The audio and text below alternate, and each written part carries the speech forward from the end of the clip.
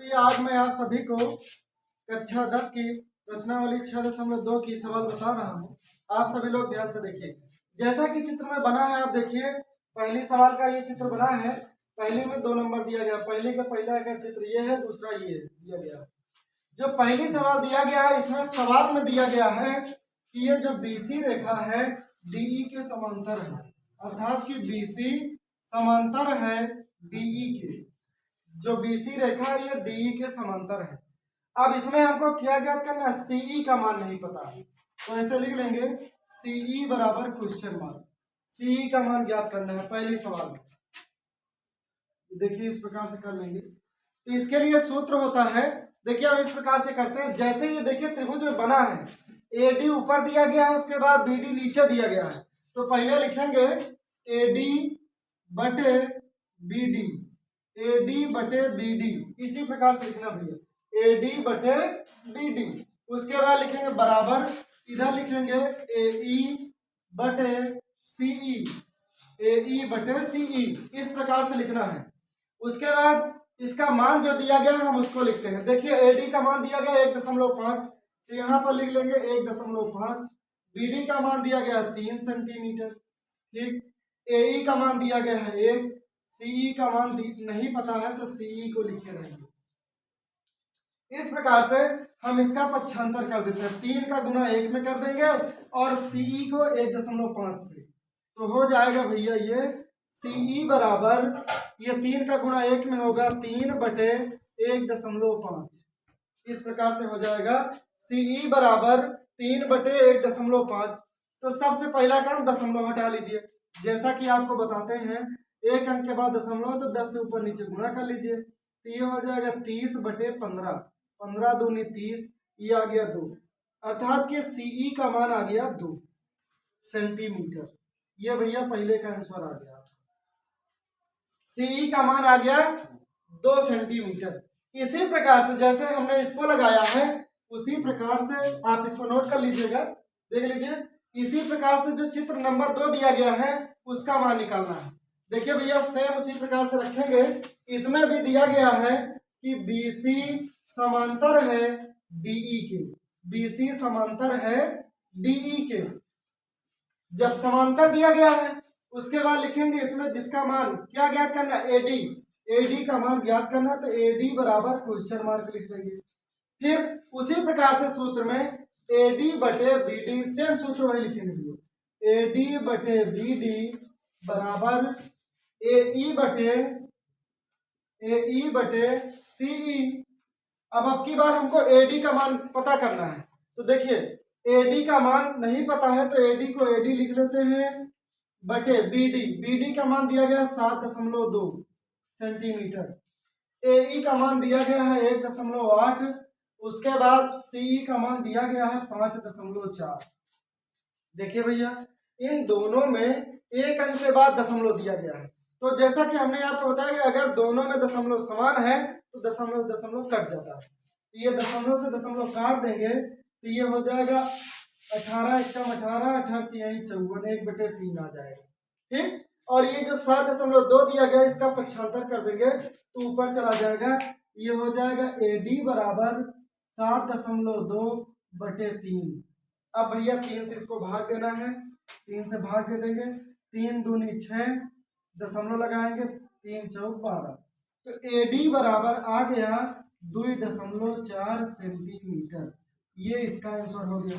देखिए सेम आप इसमें देखते चलिए कि सेम सूत्र दोनों में उसी प्रकार से लगाया गया है। जिसका मान नहीं पता है हम उसको उसकी स्थान पर रख लेते हैं, जिसका मान दिया गया मान रख लेते हैं, और इसी प्रकार से देखिए सूत्र रख करके लगाएंगे, बड़ी आसानी से आ जाएगा। हो सकता है परीक्षा में आपके PQR करके दे दे, तो कोई दिक्कत नहीं। आपको यही ध्यान रखना है कि ऊपर से आपको रखना है जैसे AD बटे BD बराबर AE बटे CE, सेम ध्यान रखिएगा। इसी प्रकार से सवाल आपको लगाना है, ठीक है। जैसा कि आपकी जो सवाल नंबर 2 है, इसमें दिया गया है कि 2 सवाल दिया गया, 3 सवाल दिया गया है, इसमें से 2 सवाल मैं आपको बता रहा हूँ, तीसरी आपको अपने से करना है। जिसमें देखिए मैंने चित्र बनाया है, आप भी चित्र कोई भी बना सकते हैं। इसी प्रकार से माप लिखना है जैसा कि सवाल में दिया गया है। पीई बराबर 3.9 सेंटीमीटर, ई क्यू बराबर 3 सेंटीमीटर और पी एफ बराबर 3.6 सेंटीमीटर, एफ आर बराबर 2.4 सेंटीमीटर। जैसा कि मैंने चित्र में बना करके लिख भी लिया है और सवाल में कह रहा है कि ई एफ समांतर है क्यू आर के, ई एफ समांतर है क्यू आर के, हम लिख दे रहे हैं, यह सवाल में दिया गया है ई एफ समांतर है क्यू आर के, ये भैया। तो हमको ये सिद्ध करना है इसमें कि ये जो समांतर दिया गया है ई एफ समांतर है क्यू आर के, अगर इसका मान बराबर आएगा तब तो समांतर है, अन्यथा समांतर नहीं है। तो देखिए पहले सवाल को हम इस प्रकार से रखेंगे, सूत्र लिखेंगे पीई बटे क्यूई, उसके बाद पीएफ बटे एफ आर। देख लीजिए भैया, पीएफ बटे एफ आर, ठीक है, जैसे पहले सवाल हमने लिखा था उसी प्रकार से इसे लिख लेना है। सब का मान रखिए, जैसे पीई का मान कितना दिया गया है 3.9, क्यूई का मान 3, पीएफ का मान 3.6, एफ आर का मान 2.4। देखिए भैया अब इसको हम काट देते हैं, 3 से काटेंगे, ये हो जाए 3 एकम 3, 3 त्रिका 9, ये आ गया 1.3। इधर देखिए दशमलव कट जाएगा और इसको हम 12 से काट देते हैं, 12 दूनी 24 और बढ़ती है 36, ये आ गया 3/2। क्या देखिए दोनों मान बराबर हैं?